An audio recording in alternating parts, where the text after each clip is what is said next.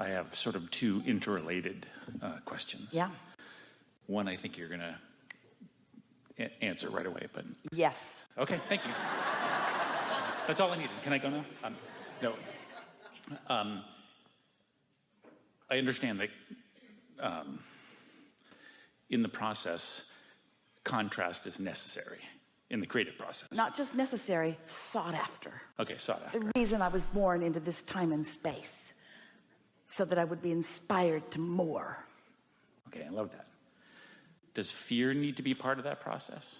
Fear is only evident when I'm calibrated in opposition to my desire. Fear exists when I calibrate in opposition to desire.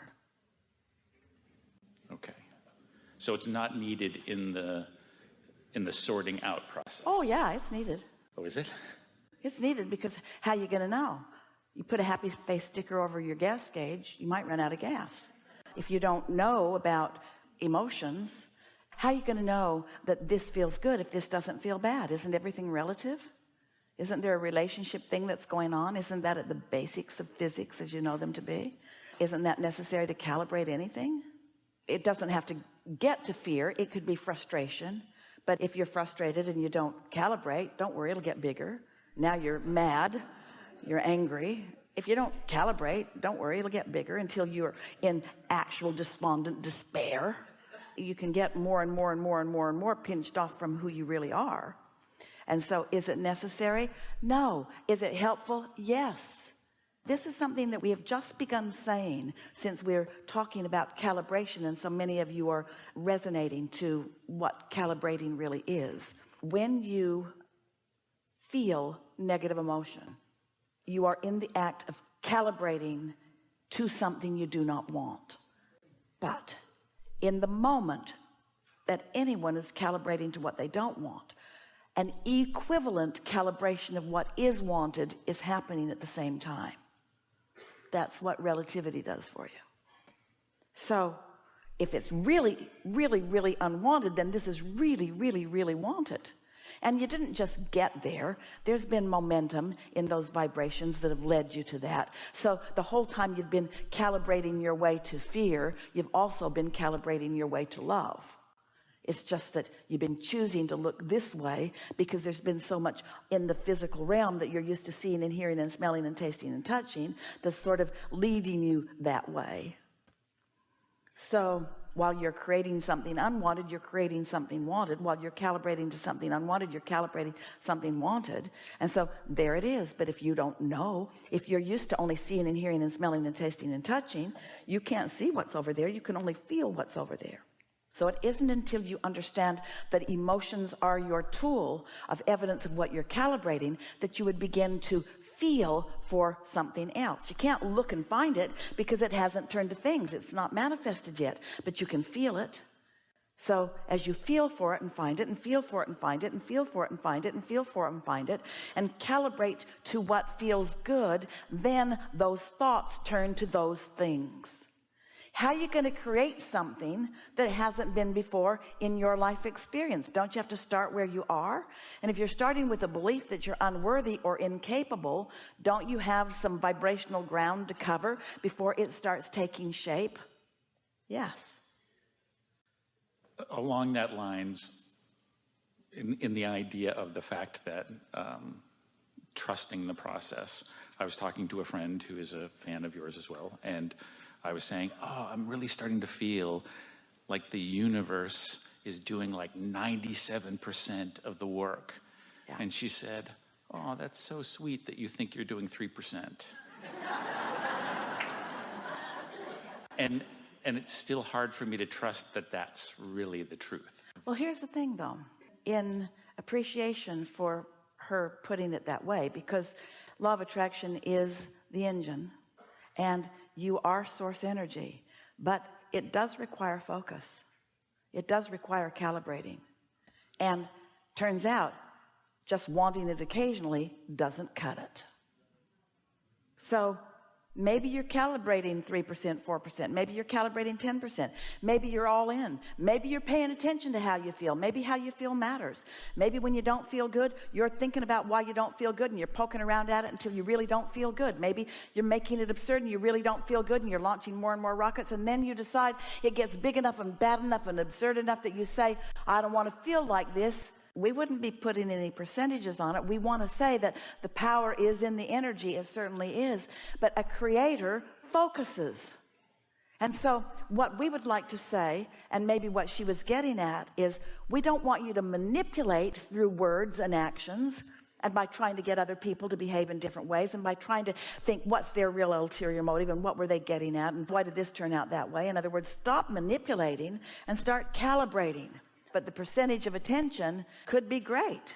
A lot less action, a lot more calibrating, a lot more thinking, a lot more feeling, a lot less speaking, and a lot less doing, and a lot less managing, and a lot less controlling, and a lot less trying to get other people to be different than they are so that you can feel better. But still, calibration is a real deal. It's real work.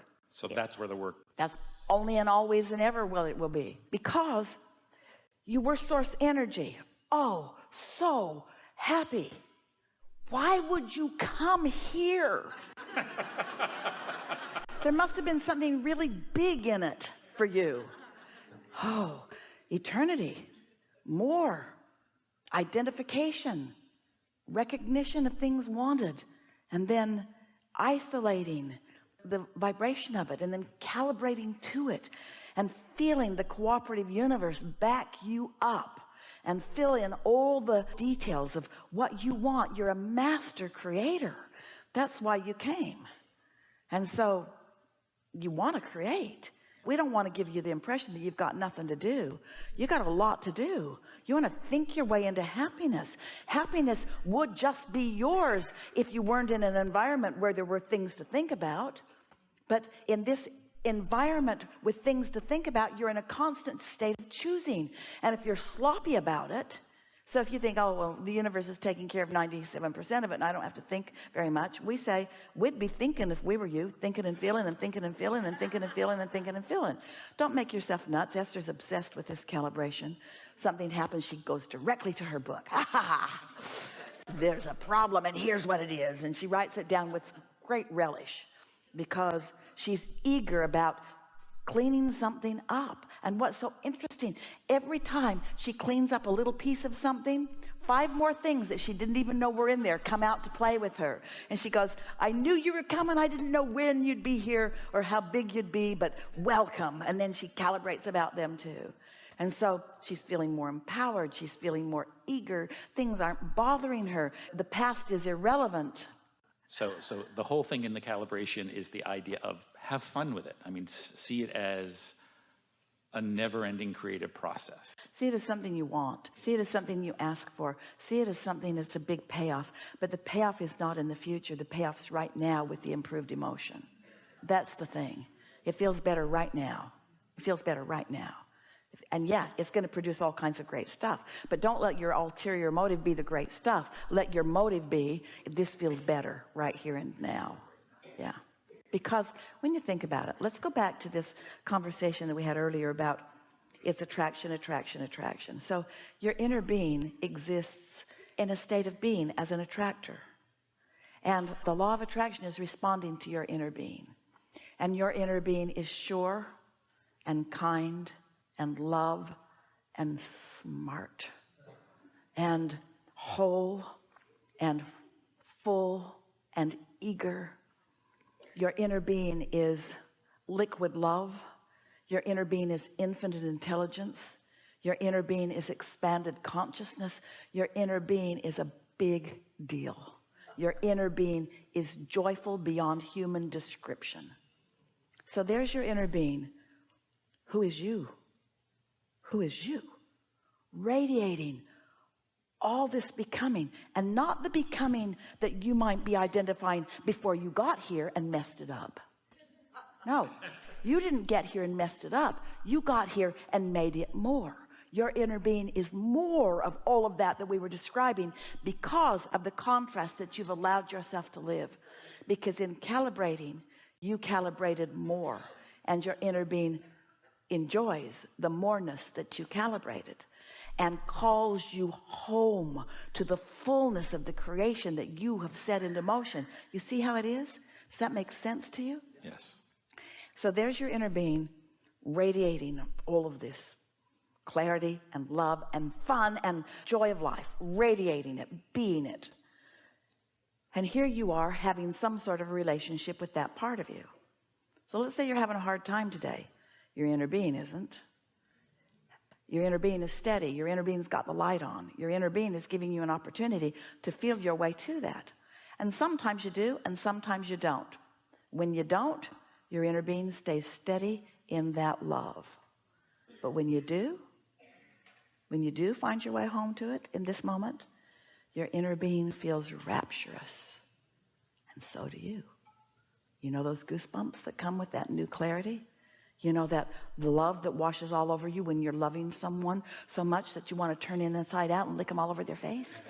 You know those feelings? That's you in resonance with your inner being as you and your inner being are having your allowing moment. Because your inner being's been there. Your inner being's been out ahead of it. Now you're coming into it. Now you are allowing yourself to be attracted by your inner being into what your inner being has already become. And then the cycle just goes again and again and again. So here it is. I know what I don't want. I know what I do want. I launch a rocket of desire. It's not familiar to me because I'm more familiar with what I don't want. But I care about how I feel. And so I feel a little better and I feel a little better and I feel a little better. I feel a little better. Line up with that. Now I'm in alignment with my inner being. And now my vibration rises. And now what my inner being knows about this flows into my experience. I'm brighter. I'm shinier. I feel better. And I get the stuff that I've been wanting. Boom. Manifestation happens. What else happened? Oh, a whole new set of contrasting experiences. I know what I don't want. I know what I do want. I don't really know what I do want. I more know what I don't want, but what I do want is calling me. And so I care about feeling good. And so I look toward what I do want. And then I'm called by my inner being toward what I do want. And I finally decide not to be stubborn. And I decide to go along because it worked out pretty well last time. And so I go along and then I line up with it. And then I come into vibrational alignment and things come into my head. And then boom, I have a manifestation. And now I also have a whole new set of contrasting experiences. And so I know what I don't want. I know what I don't want. I know. That's just how it goes. That's the eternal process of becoming. And it's supposed to feel good. It's supposed to feel good. Love that. I love that I got a rampage too, because I always love when you rampage. So thanks for the rampage. Stay right there. Okay. We have enjoyed this day more than any that has been before. We are so eager about what's coming next for you. We felt your calibration happen. That means things will be different for you. Now you know what that means. You know what to do. Don't make a big deal about it. Don't make hard work of it. And don't try to calibrate anybody else. Have fun with it. There is great love here for you. And for now, we are complete.